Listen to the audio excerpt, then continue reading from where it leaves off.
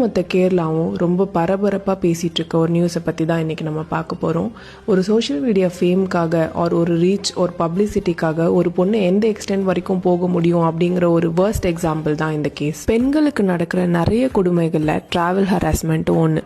And அதை நிறைய பொண்ணுங்க போல்டாக வீடியோ எடுத்து இல்லை சுற்றி இருக்கிறவங்க அலர்ட் பண்ணி இல்லை அவங்களே அந்த பர்சனை டைரெக்டாக அடித்து கூட அந்த சுச்சுவேஷனை ஓவர் கம் பண்ண ட்ரை பண்ணுவாங்க. பட் இங்கே அதே ட்ரெண்டுன்னு நினச்சி ஒரு பொண்ணு இப்போ என்ன பண்ணியிருக்கான்னா, பஸ்ஸில் அவளாவே ஒரு செல்ஃபி வீடியோவை எடுத்து அந்த ஹராஸ் பண்ணாரு அப்படின்னு சொல்கிற பர்சன் கிட்ட அவள் தான் அப்ரோச் பண்ணி போகிறா. வீடியோவில் அப்படி தான் இருக்குது. அண்ட் பஸ் ஆடுறப்ப டச் ஆகிறது ரொம்ப காமனான ஒரு விஷயம். அண்ட் அதுதான் நிறைய பேரும் இங்கே சொல்லிட்டு இருக்காங்க.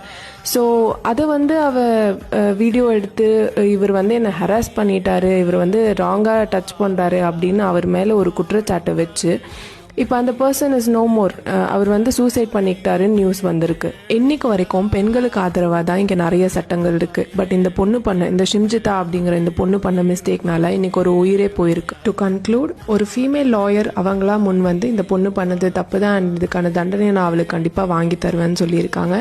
இறந்தவரோட ஃபேமிலிக்கு என்ன சொல்கிறதுன்னு எனக்கு தெரியல. ஸ்டே ஸ்ட்ராங் அண்ட் அவருக்கான ஜஸ்டிஸ் கண்டிப்பாக கிடைக்கும்னு நான் நினைக்கிறேன்.